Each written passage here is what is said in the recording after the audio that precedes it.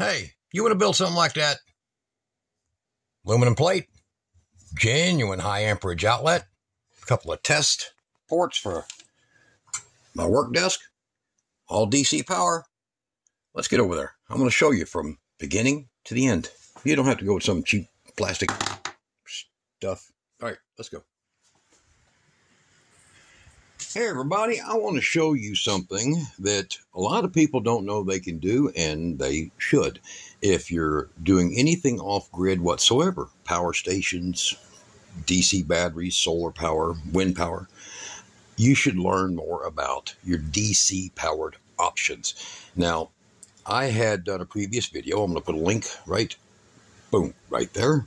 Check at the end of the video. There'll also be the link.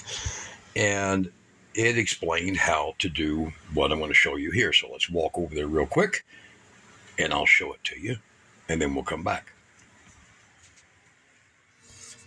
All right, so we jump over here right quick, and I'm going to show you these outlets. These right here are made by Prime. Prime is no longer in business. They were a supplier for RV companies.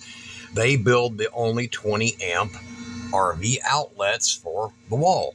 Well, apparently they're not around anymore, so if you can find these at all, they want $20 for them, or they're a knockoff. Don't trust them. So let's get over there right quick, and we're going to build our own 20 amp capable and show you the quality type cords to use in your own DC outlets. All right, and that video, look up here. I'll put a little link to that, and you can go see the video how we put those together. All right, so you've seen that factory-made DC outlet.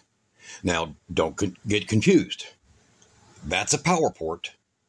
That's an outlet. Let me explain some more. Over here, that's an outlet. That is a 12-volt outlet. A power port is for lower amperage items. This is a power port. 10 amps or less. This is an outlet. Up to 20 amps. There's a difference. Let's look them over right quick. Oh, and you guys check it out. I have got the shop in order and replaced the, replaced the backdrop on here because, well, it just got too stained up. So, an outlet is going to be typically metal. It's going to have a ceramic insert. You see that? Ceramic. And it's going to have a very heavy terminal base. Okay? See that? Very heavy. A power port is going to be light. It's going to generally be plastic. It might have, like this one, a mostly metal sleeve inside, but it's got a basic tab, and it's only designed for a maximum of 15 amps, and that's only for the surge, and about 10 amps running, and it's not recommended to even run at 10 amps. It's actually 7.5 amps, and most of these are fused at 10 amps, okay? These, like these cords, can come fused at 12 amps. Generally, these can come fused at up to 20 amps. However, 15 is the safe way to go. This comes with a 15 amp fuse. Some of them come with 12, but this, of course, is a 14 gauge wire on it, and this is heavy. This is for a outlet.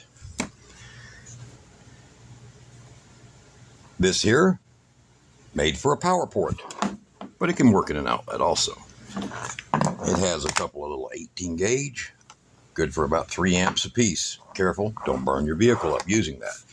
This over here is 16 gauge, and it's got a 7.5 amp plug on it, or 7.5 amp fuse on it, and it can handle probably both of these. Not recommended for this for any period of time. Over here, this is a computer charger. So multiple chargers. And believe it or not, you can charge lithium-ion battery with this. You just don't want to leave it alone, okay? 24 volt all the way down to 15 volts. So this is for lithium ion, not lithium iron phosphate, okay? So you can use that. It does walk down its amperage as it goes, but it only produces about, I don't know, 2.5 amps, 3 amps, something like that. So 3.3 amps. Very handy. So look at all these different things. I'll put links to that and links to these items below the video, including the power port, because I'm going to show you where I'm also using a power port. So let's get down to the brass tacks of why you want an outlet. The outlets handle a lot of amperage. 12-volt appliances, 12-volt vacuum, 12-volt bright lights of some kind. You can use these long cords for passing power over. This is a 20-foot cord. You can actually plug it into the cigarette lighter of one vehicle and into the other. Let one vehicle sit in low idle. Don't rev the motor. And you can trickle charge into another vehicle. They sell them for that at twice the price. The link to that is about half the price for the same thing. But what I do is I buy these so that I can put a heavier cord on things like this little immersion heater. That's an immersion heater. It's only 65 watts, but it'll heat your coffee up in about 6 minutes to a nice rolling boil. Now, this one here, it comes with this little puny 16 gauge wire and a 7.5 amp fuse, probably for a good reason. It can handle 10, but I run them at 7.5. Now, this one here, you can use up to 25 amp fuse. I recommend a 20. It can handle it, but I recommend a 20. Now, the reason is because a lot of you guys are going to have these kind of repair cord ends on a lot of stuff like this, but you're still going to have that lower gauge wire. So, 20 or less. 15 is safe. Now, my system, we're using a 25, and I'm going to show you why. Let's get over here right quick. By the way, I'm going to be doing a video on these two generators. Gas, dual fuel, and this thing here. I got new 24-volt batteries, so stay tuned, subscribe. So over here, we have a 12-volt outlet. Coming in is 10 gauge, capable of 40 amps, but we're fusing to 25. Right here is 14 gauge, and we're fusing right here with a 10. Now, that will go to this right here. A lot of people say, oh, it's a speaker outlet. Well, sort of. It'll handle 15 amps, just not long term. But the reason we have it is because we have these and my test leads for working up here in my workstation area. That way I can plug in, and I have a safe 10 amp or 7.5 amp fuse, whichever I decide to use in it. And it allows me to do things, you know, like test relays and things like that without a problem and safe. So I'm able to do that. This is just 16 gauge wire. It's the heavy, these are the heavy gauge test leads. It's 16, I think, maybe 18. It could be 18. It feels like 16, but all right. So here's 10 gauge wires here. So I'd say it's probably 16. All right, now, and here's parts and fittings we're going to be using. Over here, we're going to have numerous different parts. Now, I recommend that everybody get themselves a multi-part kit. You don't want to go where I'm at, because I do this. I make money doing this. I make a living doing this. And you want to get you everything from ferrules to different insert fittings and, you know, wire clamps and end caps and, or I don't want to call them junction caps and, you know, wire mounts, grommets, you name it. You want to get you a little bit of everything, because if you're going to do some off-gridding stuff, you want to have a lot of DC powered items. This here we're going to show you is I'm going to manufacture one of these. Now, as you've seen in that clip, when we went in the kitchen, we have two of those. They're factory made and they're made by Prime. Well, Prime's out of business, so that don't do us any good. I put a link in that previous video up there to a whole lot of people, and when I went to go buy a couple more from my own place, so watch this. When I went to go buy a couple more, well, guess what?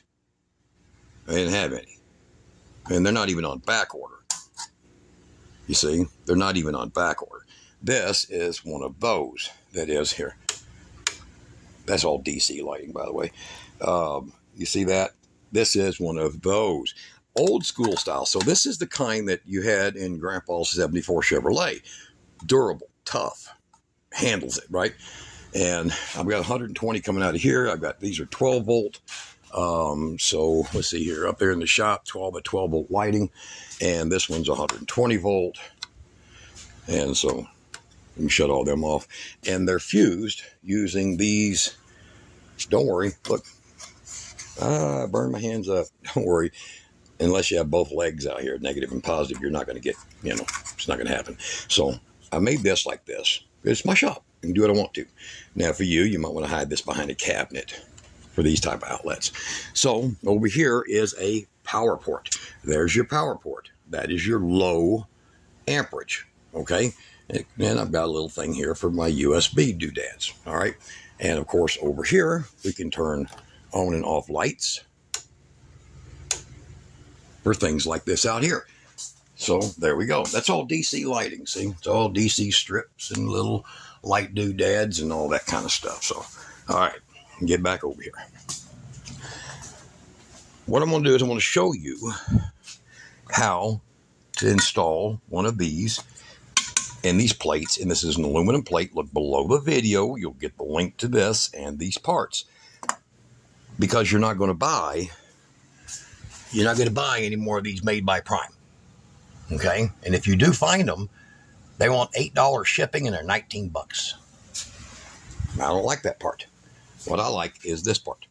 So you'll get you something like a old new work box, pop-in box, or you'll get you a nail-in box, and you want one that is deep. You don't want a shallow one, because these parts will make it deep into the box. You see? So you want the long, deep box. Now, I'll be using similar, but I took a nail-on box or whatever it was and put screws through the back, mount it to the wall. I don't care. It's my shop, right? You'll be using some shrink tape or shrink tube. Yeah, I know 3M called it shrink tape in 1970s, but nowadays, if you don't call it shrink tube, you're a heretic. All right. And we'll be using heavier gauge 10, 12 terminals. So these are heavy. I will not use this little wimpy stuff. We're going to use this big heavy stuff. And when you go to the link below the video, it will have a kit that has these heavy ones. These are capable of 32 amps. 32 amps, 18 amps. 32, 18. Wise move. All right. Plus your 10 gauge wire won't fit in that little thing there. Okay.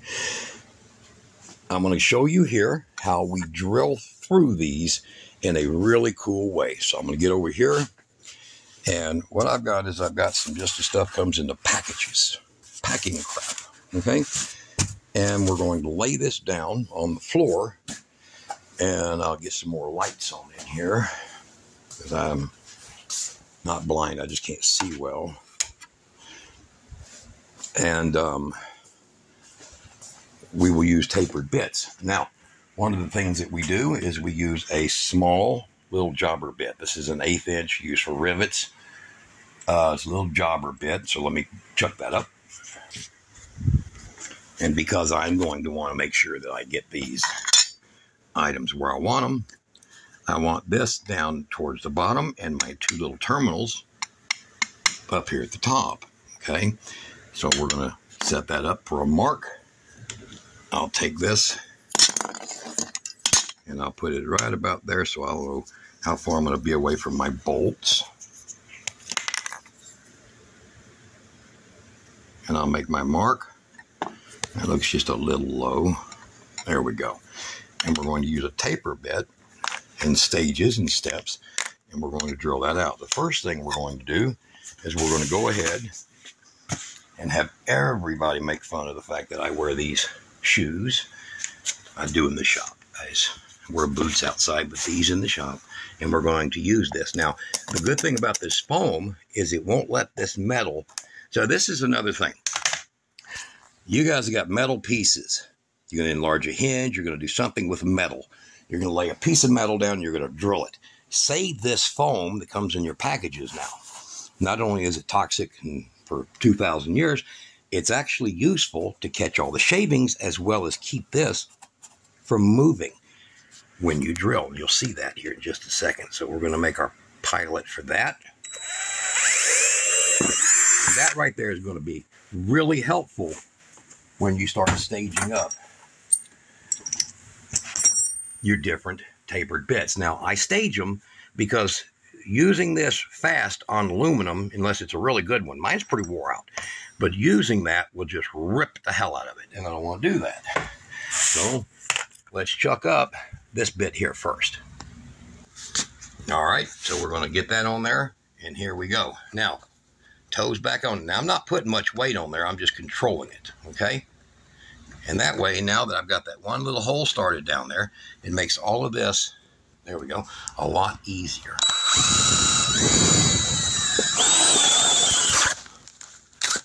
You see how that spun on there? But look, see how that caught it? And now look at all your parts. All your grit down there. Sorry, I keep getting my finger in there. All right, so that's pretty good. Kira has the dreaded flu, so she's not with me today. So we will get that chucked up, and now we will go to the next size. Okay, so hold on. All right, so I went ahead and chucked this up. Now, let's get over here. We're going to take this apart. This is the sleeve, compression and mounting sleeve. This is a little plastic isolator, and it's high temperature. Okay, and you're going to be looking for that size right there to make your hole. So let me grab a tape, and we'll kind of get us an idea what we're looking at here. All right, we're looking at basically, we're going to start the 2-inch mark there. So we're going to look at basically, I'd say 3/4. Let's roll that to the side there, make sure it stays that way. Yeah, it looks like about 3/4, maybe, including plastic, 7/8. I've done this before. All right, so we're going to get over here, and we've had a previous one to 1 inch. We'll now we'll color the 1 inch in with a black marker. So we don't want to see that disappear as we're drilling. So we're shooting for that 7/8 right there. Okay, let's get over here again. Now, I'm going to hold this again with my foot. Watch out, these bits, if they skip, they're going to get you. So be careful.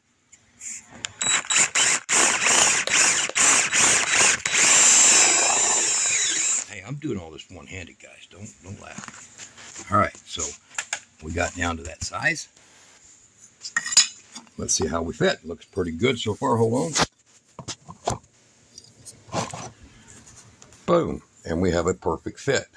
I know there's going to be a lot of edits in this, little clip ins and out. I'm sorry about that, but I'm one-handing it, and I've got a swollen arm over here, so I'm not moving fast. So there you see. Real nice.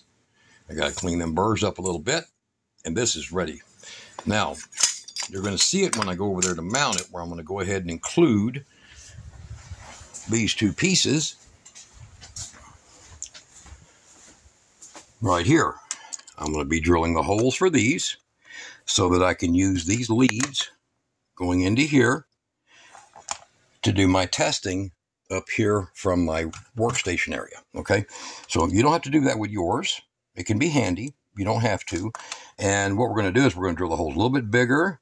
I went ahead and increased the hole here so it's a little bit there sloppy, so that I can put an insulator tube down in there so that this will not touch the metal, and then we'll use a little weld adhesive in there to make sure it can't and won't move. So we're going to go ahead and get that mounted right quick, and I'll be able to just show you the kind of the in layout of it, and you'll get that. So we'll be right back, and I'll have that in there and the genuine power outlet, and we're going to hook it up in here. All right, over here at the desk now, we have our test terminals. Yes, I know, speaker things. But believe it or not, you can hook up speakers. So, we have our testing terminals. That's just for my shop purpose, so don't freak out. This is really about this. So let's get back over here one more time. Power port. Okay? Power outlet. Big difference. As you look down inside there, you'll see that that's ceramic in the bottom. You'll see that that is a casted piece in there, and it is very durable. Now, I have two isolated grommets inside between these two pieces here. Now, if you do this, they do make the hole size, I think, is 8 millimeter. So if you drill two 8 millimeter holes, there's actually a little bit of a indent in that plastic. But I just don't like that, don't trust it, so I use a little set of grommets that fill the hole. So it can't go anywhere, all right? Now, there's the hardware for that. We're going to hook that up. I have crimped on my 14 gauge little blue terminals. Perfect for 10 amps, easy. And I have crimped on my insulated positive side. I have shrink tape there and shrink tube. And I have the negative side here and the same. So I'm going to go ahead and take a torch and heat these up and get all that taken care of. And I'll show you it hooked up and actually in use. So kind of cool how to do this and make yourself a very nice little power port, power outlet, test connectors, you name it. But it'll handle 20 amps. That's the best part. Okay. And like I said, 25 amp fuse is all I got on the whole rig. And this has its own little fuse here that comes to the little 14s there. All right. So let me get that shrink taped up and shrink tubed up. I can't believe somebody corrected me that. Shows you how old I am, how young they were. All right. So we'll be right back. All right. So now everything is just as simple. I've shrink taped these parts up so they're safe. So if any kind of wire was to pull loose or show, it would be safe. And there's my negative and my positive. Real simple. So what we're going to do is we're going to get our positive on. And we want to make sure you can tension these up a little bit. Make sure they're good and tight because these are high contact. Give them a little pinch. Don't do it too hard on it. You just want to give it a little bit. And we're going to get the negative on. We'll put the positive on. And it's pretty tough. And now I've got my 12 volt outlet. Then we'll come over here and we have our positive and our negative for this. I'll go ahead and get these hooked up.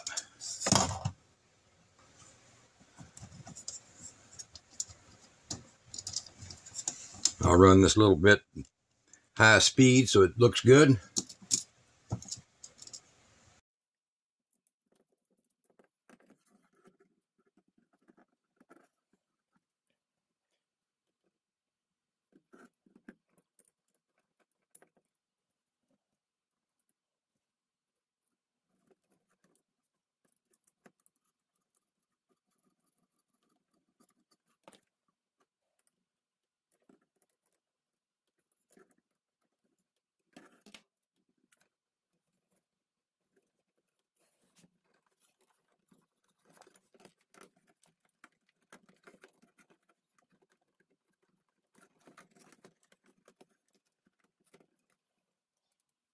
And now with the provided screws that come with these, they're little stainless steel screws.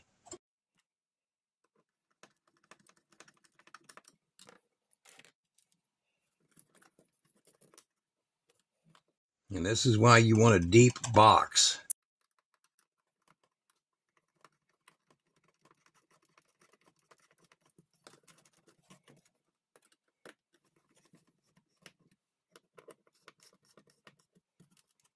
Very easy, very nice. I had to prop my camera up on some stuff. All right, so you'll see there, I'm a little crooked. Not too bad. All right, so I'm going to put the fuse in. We have a 25 amp fuse. I'm going to put it in back at the battery bank, back at the fuse box, and we're going to power this thing up and give it a test.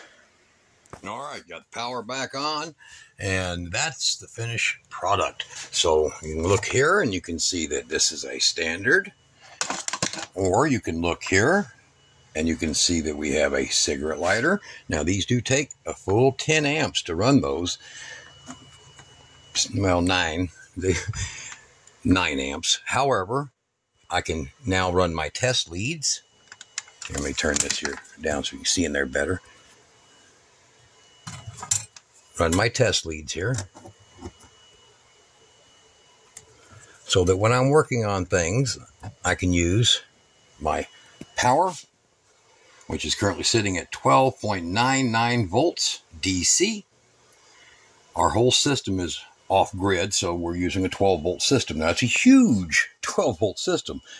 I've got a lot of batteries, but I'm allowed, see the charge is still coming in, so it's now 13. I am allowed to have any voltage I want. Now, we'll go ahead and take that and pull that out.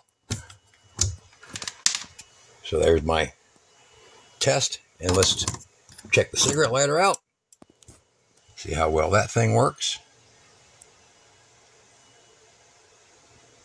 And even this powers from the inverter. Everything's inverters. Oop, there we go. Nice glowy red, big enough to light a cigar, which I kind of like myself. So I'll put that over in my cigar tray. And of course, we can now use a 12 volt item